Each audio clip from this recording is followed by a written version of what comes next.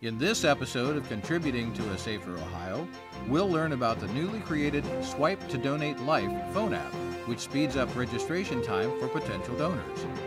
Plus, we'll hear about a new collaborative effort with the American Red Cross, in which more than 150 employees have stepped up to help those in need after a catastrophe.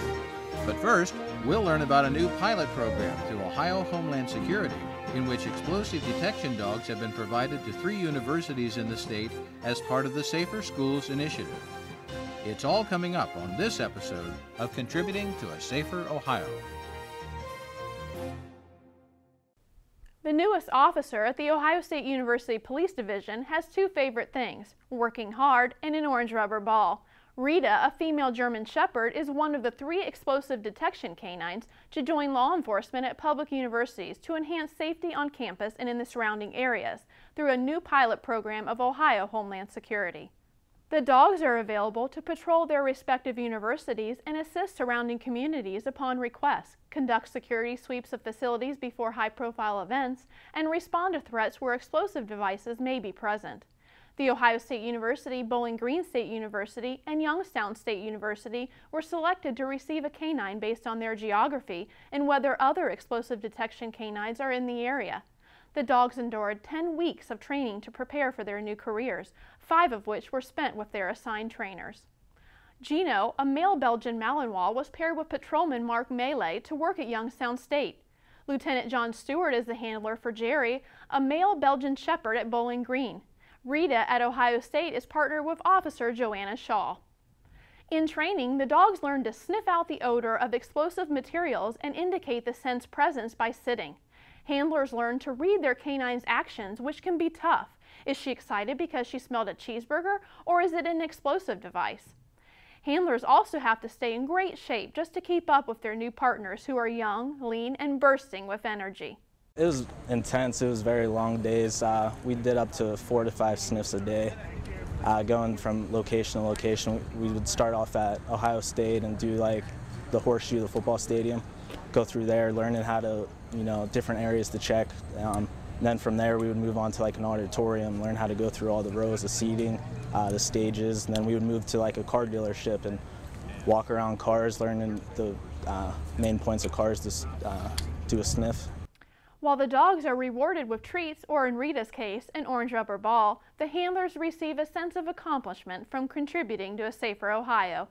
Unused federal grant funds have been repurposed to cover the cost of the canine, as well as training expenses, veterinarian bills, and other equipment necessary to the program's success. Gino, Jerry, and Rita will have a career in explosion detection for the rest of their working lives, all while living with their handlers. The program could not be possible without the support of university presidents and administration, as well as the advocacy of university police departments.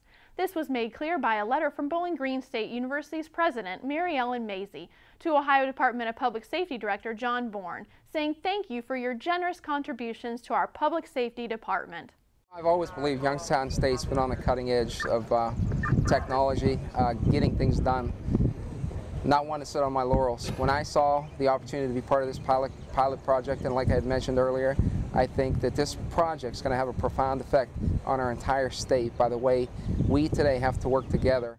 Ohio Homeland Security hopes to expand the program to include additional state universities in the near future. More than 150 employees of the Ohio Department of Public Safety have stepped up to help those in need after a catastrophe in a new collaborative effort with the American Red Cross. Thanks to an Ohio law, state employees can volunteer for national disaster deployment with the Red Cross for up to 30 days annually without loss of pay or benefits. The employees become certified disaster service volunteers and deploy to wherever help is needed. 5 of the trained employees have already been sent out this year to locations across the United States, including Kansas, Arkansas, and Washington. All of them deployed to places outside the state of Ohio, where they need talented people with a skill set that can come in quickly, can learn up fast, and can provide services right away to folks who really need it very desperately. The collaborative effort between the Red Cross and ODPS was first proposed in late 2013. By April 2014, many volunteers had received CPR, first aid certification, and finished boot camp training, an 8-hour class encompassing different components of disaster assistance. These volunteers are now eligible to deploy and assist in one of the 70,000 disasters a year receiving aid from the Red Cross, sometimes within weeks of completing the training. Volunteers can provide help in many different areas of the relief, including sheltering and logistics. Representatives of the American Red Cross Central Southeast Ohio region and other ODPS employees gathered in the Ohio Department of Transportation Auditorium on July 23rd to recognize the volunteers who had completed their training and are now ready to help the mission of the Red Cross. Jeff Boyd, who was deployed to Baxter Springs, Kansas in April, spoke at the ceremony about the initial moments of entering the disaster area. So I can remember we was in a 15-passenger van rolling into Baxter Springs. Everybody's joking and carrying on. Pull in and you just see houses leveled and everybody just gets quiet. And it was definitely an eye-opening experience. Many of the employees who have already been deployed plan on continuing to volunteer. Seeing the destruction of people's homes, hearing stories of survivors and other Red Cross volunteers, and knowing they help people in dire need made the experience unforgettable, they recalled. The Red Cross food trucks would come to feed us, the volunteers, as well as the victims of the tornadoes. And so one day it was lunchtime, and I had just gotten my food from a food truck, and I went into the little break room area they had set aside for us and sat down. And another gentleman got his food and came and sat down near me, and I knew I hadn't seen him before, but I hadn't really thought about it. Just assumed he was another volunteer I hadn't met. And then he looked over at me and he said, "Did y'all lose your house?" And I realized he was one of the victims. And he proceeded to tell me the story that he was out of town on business, and his wife was home with their 2 young children, and her father happened to be there with them the night the tornadoes hit. Now in Arkansas, most of the homes don't have basements, so when tornadoes come, there's really nowhere to go. So his wife grabbed one of their children, grabbed their little daughter, and just hunkered down and held on to her. Her father grabbed their son, he hunkered down with him. And they got in the hallway and they just waited out the tornado. Well, the tornado came and it took their house. And his wife watched the tornado pick up her dad, pick up her son, and carry them away. Everything they had was gone. Her father was gone, her son was gone. Now, the upside to that story is they survived. I think the biggest thing that volunteers bring back is that real sense of satisfaction from being the best part of somebody's worst day ever. They have the chance to have a huge impact on a client or on groups of clients, and there's a real satisfaction in that. A new round of volunteer training will begin in the fall of 2014. Currently, there are more than 122,000 individuals on the national waiting list for life-saving organ transplants. Every day, nearly 80 people receive organ transplants because of individuals who elect to be organ donors upon their death or through live organ donations. However, dozens of people die each day waiting for transplants because of the shortage of donated organs. In 2003, I was diagnosed with kidney failure. I was retiring from the military, and I was happy because my daughter was getting ready to go to college, and I wanted to spend some time with her. I was sent to a nephrologist, a kidney specialist, to begin therapy to maintain my renal function.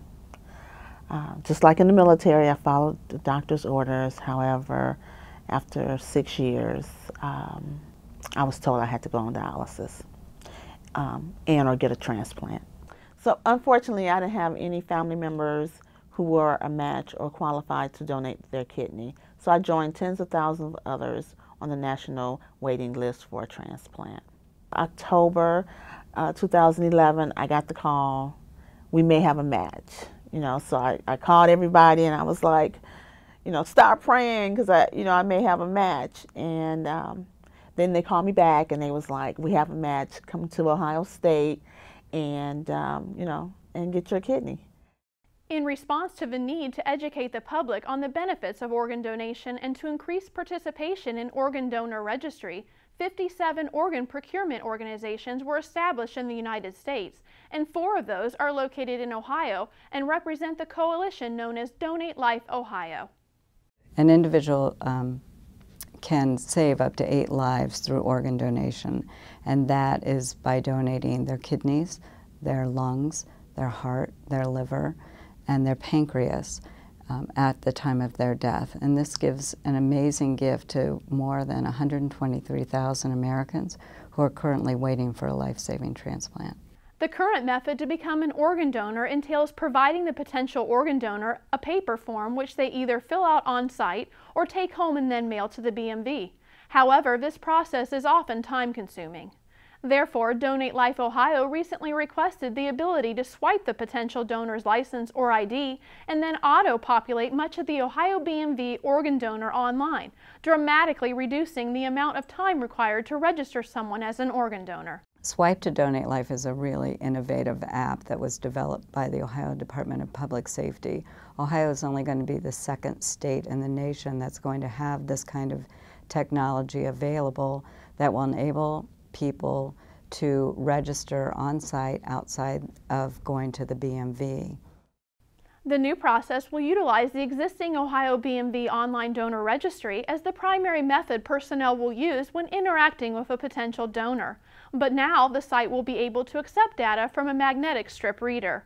I think that this application is extremely important for the public to have confidence that their information is being entered correctly and securely with the Ohio Department of Public Safety and the Bureau of Motor Vehicles. Right now, 98% of Ohioans place that registration at the Bureau of Motor Vehicles, but now they'll be able to do it other places and feel very confident that their information is secure. The donor will only need to enter the last 4 digits of his or her Social Security number in order to authenticate their identity.